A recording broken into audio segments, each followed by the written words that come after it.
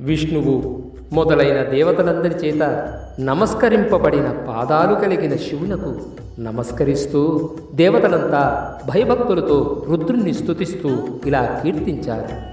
దేవదేవ, మహాదేవ, హే ప్రభో, నీవు పరబ్రహ్మవగు శంభునువని నీ కృపచేతనే ఎరుగుదు. తండ్రి పరమేశ్వర, మానవులను మోహింపజేసేది, తెలియశక్యం కానిది, సర్వోత్కృష్టమైనది అయిన నీ మాయచే మమ్మల్ని ఎందుకు మోహింపచేస్తున్నావు? జగత్తుకు ప్రసవ కారణమైన ప్రకృతి కంటే, బీజమును అయిన పురుషుని కంటే ఉత్కృష్టమైన పరబ్రహ్మవు నీవు.